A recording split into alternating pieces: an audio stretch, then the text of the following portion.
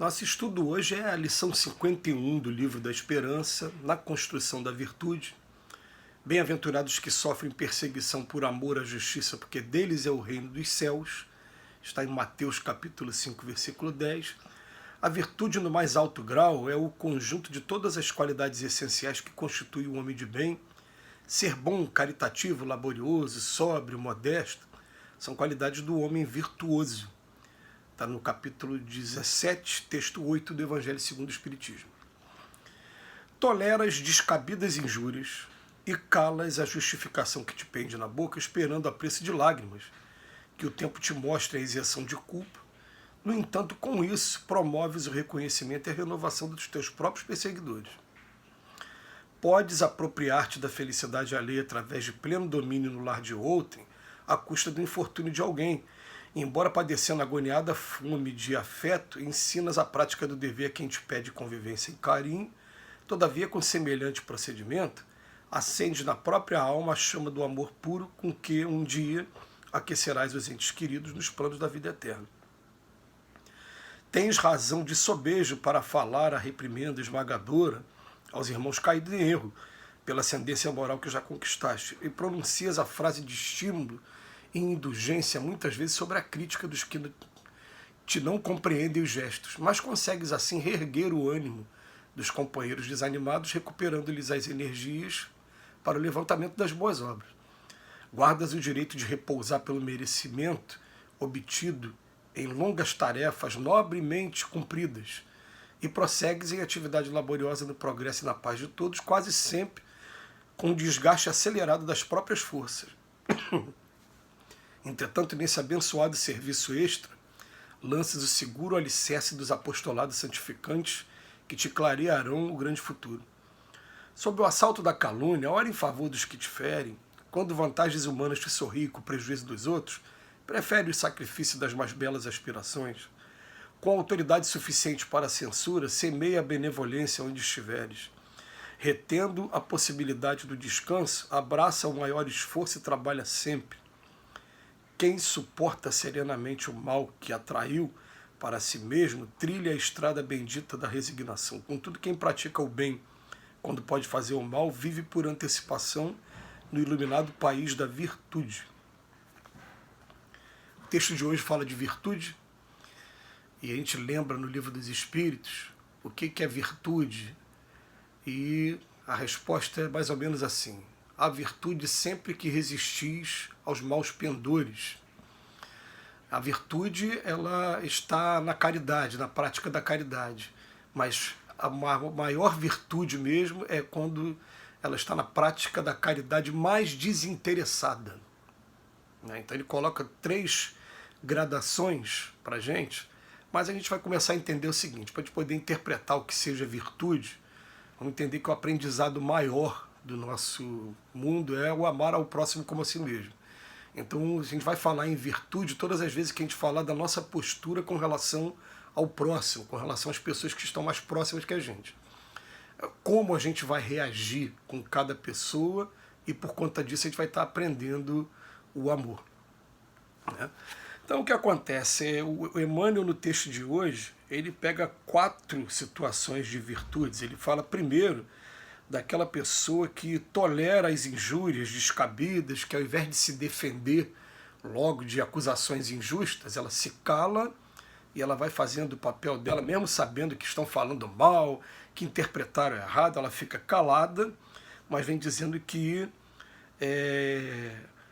com isso ele promove o reconhecimento e a renovação dos próprios perseguidores. Por quê? Porque normalmente quem agride, gente, espera, revide. Se você não revida, no tempo certo, na hora certa, aquele arrependimento, até muitas das vezes até o remorso mesmo, a gente lembra o que aconteceu, por exemplo, na história indiana, lá do Mahatma Gandhi, né, quando soldados britânicos agrediam os indianos e não tinham resposta. E muitos soldados se viram obrigados até pelo remorso, pelo arrependimento, a pedir baixa e voltar para casa. Depois pesquisem isso, que foi um momento histórico muito interessante para a nossa análise dentro do estudo do Evangelho. Mas o Emmanuel, ele coloca 4 situações, né? A primeira que coloca essa, e depois ele conclui lá na frente, fala, então, sobre o assalto da calúnia, ore em favor dos que te ferem, ao invés de ficar só com a preocupação de se defender, falar, não é nada disso, não, porque não, muitas das vezes essa coisa de você querer se defender ainda está sendo uma parcela de orgulho, né? Como é que vai ficar a minha imagem perante os outros? Não, então a gente faz a nossa parte, a gente fica caladinho, e com isso vai promovendo reconhecimento e renovação. Difícil? Algumas vezes é difícil, sim. A gente admite que é difícil. Depois, do segundo ponto, ele vem falar da pessoa que está apropriando-se da felicidade alheia através de um pleno domínio no lar de outro. Então, normalmente isso aqui vai acontecer naquelas relações de subalternidade.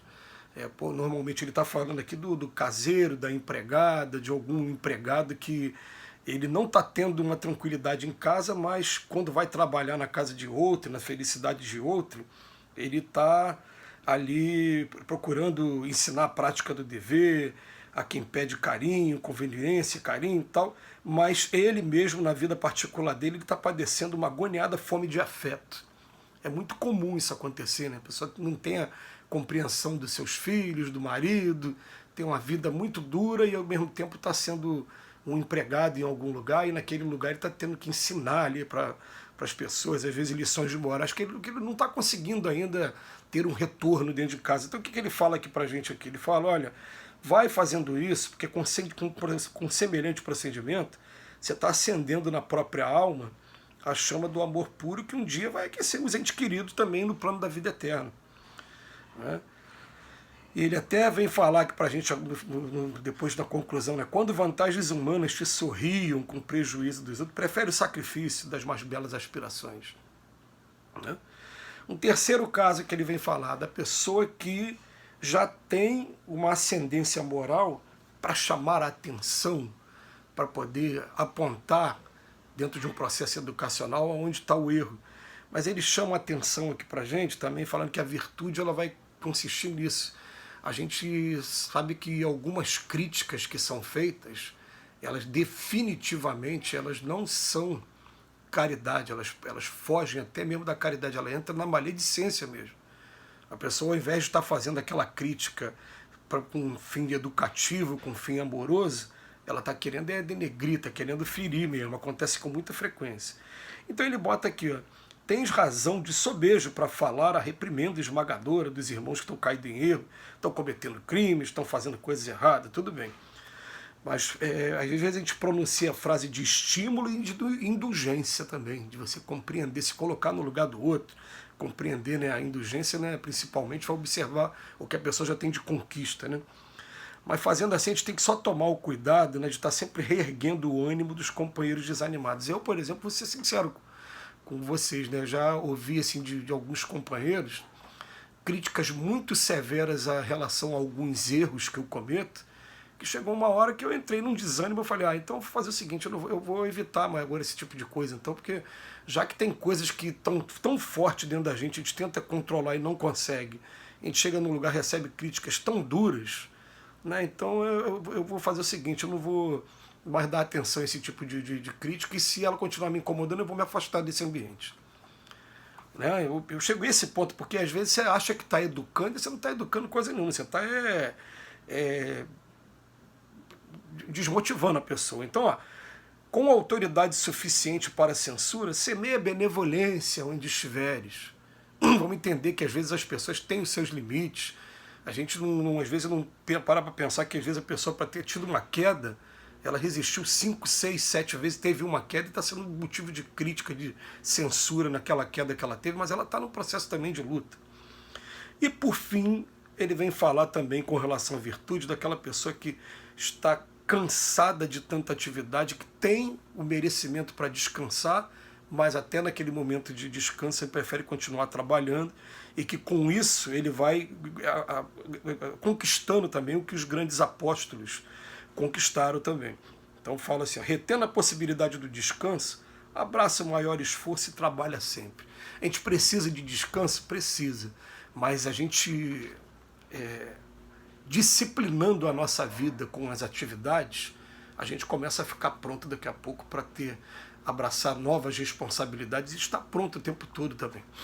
São as virtudes que Emmanuel fala para a gente agradece sempre do fundo do coração. Que Jesus nos abençoe hoje e sempre.